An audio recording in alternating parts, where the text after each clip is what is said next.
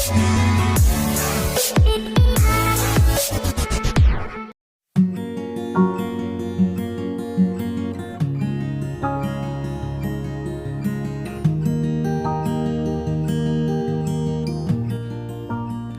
મિત્રો, ધોરણ 6 ના સામાજિક વિજ્ઞાન વિષયના પાઠ નંબર 10 પૃથ્વીના આવરણો ના ફર્સ્ટ એપિસોડમાં હું વિશાલ ચૌહાણ આપનું સ્વાગત કરું છું. મિત્રો, સામાજિક વિજ્ઞાન વિષયના અગાઉના એપિસોડમાં આપણે પાઠ નંબર 9 આપણું ઘર પૃથ્વી શીખ્યા હતા, જેમાં આપણી પૃથ્વી તથા સૌરમંડળ વિશે ઘણું અવનવું જાણવા મળ્યું હતું. પરંતુ આપણે પૃથ્વી વિશે હજુ ઘણું બધું જાણવાનું બાકી છે.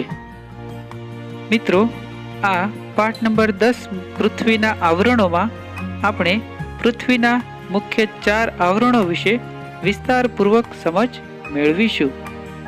ચાલો તો શરૂ કરીએ. પહેલા પૃથ્વીના આવરણો.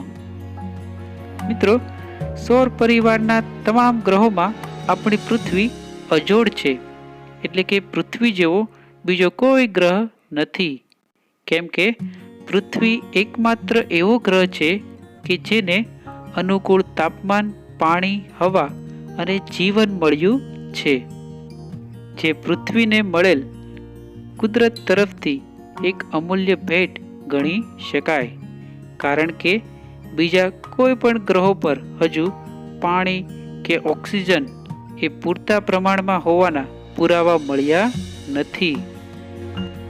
મિત્રો, શું તમને ખબર છે આપણી આ પૃથ્વીનો જન્મ કેવી રીતે થયો હશે? ચાલો તો જાણીએ. પહેલા આપણી પૃથ્વી એ સૂર્યનો એક ભાગ હતો એવું વૈજ્ઞાનિકો દ્વારા શોધી કાઢવામાં આવ્યું છે. એટલે કે આપણી પૃથ્વી એ સૂર્યમાંથી છૂટી પડી છે. પૃથ્વી તેના ઉદ્ભવ સમયે અગ્નગોળાના સ્વરૂપે હતી.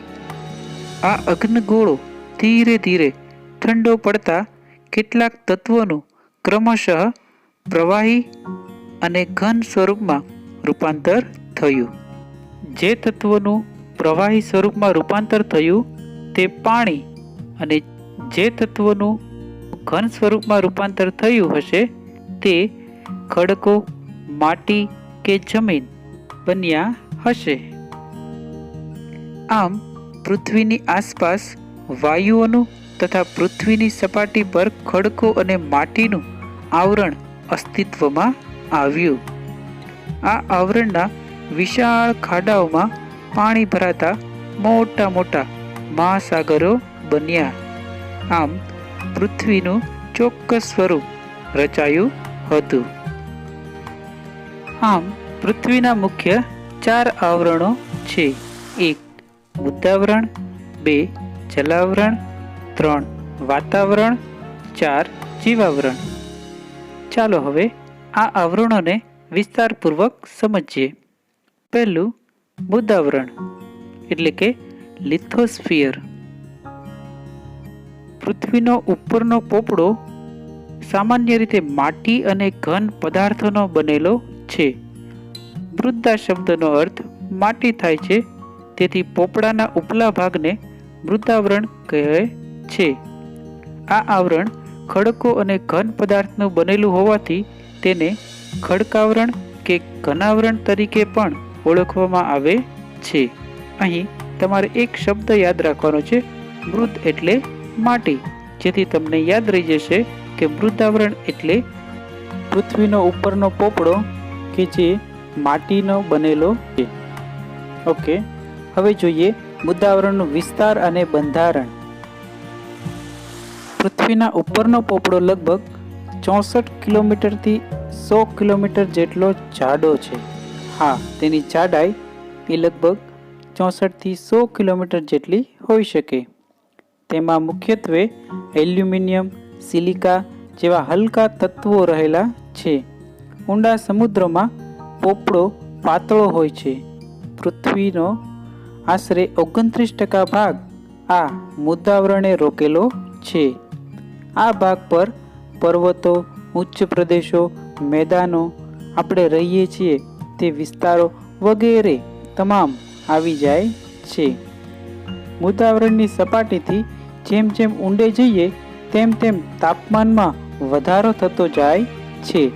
એટલે કે પૃથ્વીની અંદર ખાડો ગાળીને જો આપણે જઈએ તો તેમ તેમ તાપમાનમાં વધારો થતો જાય છે. એટલા માટે જ હીરાની કે સોનાની ખાણમાં કામ કરતા કારીગરો ખાણમાં જતી વખતે સ્પેશિયલ સૂટ પહેરીને જાય છે, જેથી તે ગરમીથી બચી શકે. સામાન્ય રીતે દર 1 કિમીની ઊંડાઈએ જતાં આશરે 30 સેલ્સિયસ તાપમાનનો વધારો થાય છે. આમ અહીં વધારે ગરમીને કારણે અંદરના ખડકો પણ પીગળી જઈ અર્ધપ્રવાહી ઘટ્ટ સ્વરૂપમાં ફેરવાઈ જાય છે. આ ખડકોના પીગળેલા દ્રવ્યને મેગ્મા કહે છે, જેમાં કેટલાક વાયુઓની હાજરી હોય છે. અહીં ઉપરના ખડકોનું દબાણ ખૂબ જ વધારે હોય છે. આ દબાણના કારણે પૃથ્વીનો ઉપરનો પોપડો ફાટી જતો નથી, કેમ કે દબાણ અને ગરમી જેવા પરસ્પર વિરોધી બળો વચ્ચે સમતુલા જળવાય છે. મૃદાવરણનો જીવાવરણ અને વનસ્પતિ જીવન સાથે ગાઢ સંબંધ છે.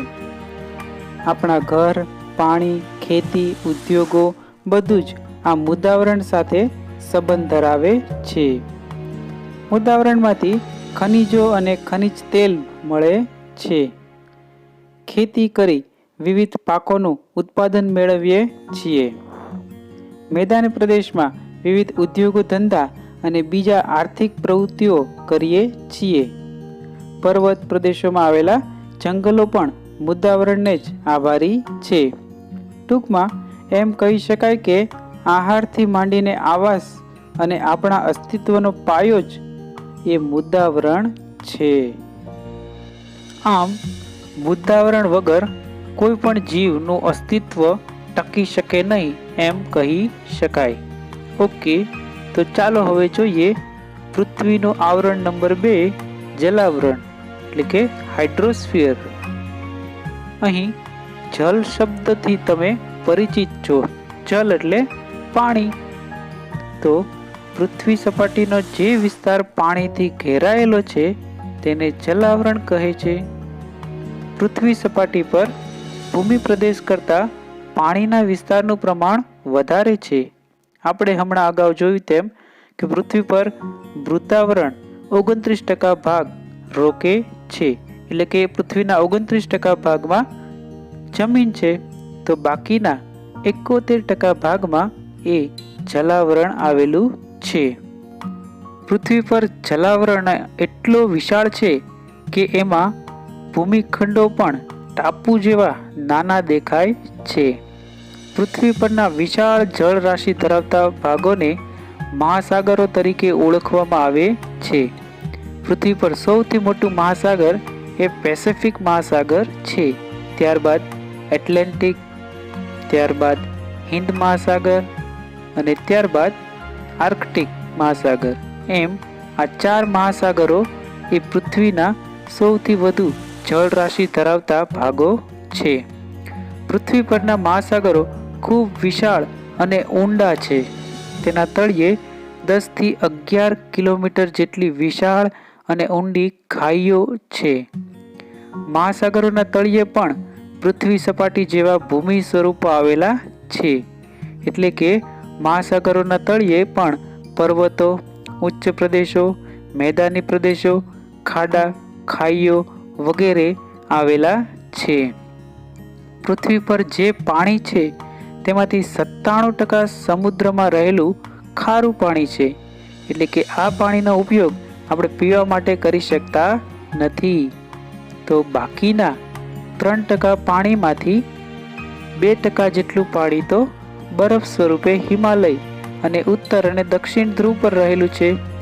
તો વધ્યો 1%. હા મિત્રો, આ 1% પાણી જ આપણે પીવા માટે નદીમાં, સરોવરોમાં કે પૃથ્વીના પેટાળમાં રહેલું છે. પૃથ્વી પર રહેતા જીવો અને વનસ્પતિને પાણી વિના ચાલતું નથી. આ પાણી તેમને ખોરાક સાથે મળે કે હવામાંથી પણ ભેજ સ્વરૂપે મળે છે. જલાવરણનું અસ્તિત્વ એટલે જ સજીવ સૃષ્ટિનું અસ્તિત્વ એમ કહી શકાય, કેમ કે સજીવ સૃષ્ટિના અસ્તિત્વ માટે જલાવરણનું ખૂબ જ મહત્વ છે. પૃથ્વી પરના વરસાદ માટેનો મોટા ભાગનો ભેજ સમુદ્રમાંથી આવે છે. એટલે કે જો સમુદ્ર ન હોય તો વરસાદ પણ કદાચ પૃથ્વી પર ન જોવા મળતે. સમુદ્રના તળિયે કિંમતી ખનિજોનો મોટો જથ્થો આવેલો છે. પાણીમાંથી મીઠું મેળવીએ છીએ અને તેના તળિયે મેંગેનીઝ, લોખંડ, ક્લાય વગેરે ખનિજો આવેલા છે. સમુદ્ર પ્રોટીનયુક્ત આહારનો ભંડાર પણ કહે છે. એટલે કે સમુદ્રમાંથી ઘણા બધા પ્રોટીનયુક્ત આહારો મળે છે. સમુદ્રો કે મહાસાગરોના મોટા પ્રવાહો ભરતીના પ્રચંડ શક્તિ રહેલી છે. તેને આધારે આજે માણસ એ વિદ્યુત શક્તિ મેળવતો થયો છે. મહાસાગરો જળ પરિવહનના માર્ગો બન્યા છે. એટલે કે એક સ્થળેથી બીજા સ્થળે જવા માટે મહાસાગરો પર મોટા મોટા જહાજથી માંડી નાની હોડીઓનો ઉપયોગ કરવામાં આવે છે. વિવિધ દેશોના વેપારમાં પણ જળમાર્ગો વધારે અનુકૂળ રહ્યા છે. તો આમ જલાવરણ પણ સજીવ સૃષ્ટિના અસ્તિત્વ માટે ખૂબ જ જરૂરી ગણી શકાય. મિત્રો, તો તમે જ વિચારો કે જો પૃથ્વી પર પાણી એટલે કે જલાવરણ હોતે જ નહીં તો આપણે કેવી રીતે જીવી શકતે? તેમજ જો પૃથ્વી પર મૃદાવરણ એટલે કે જમીન જ ન હોત તો આપણને કઈ કઈ મુસીબતો આવતે?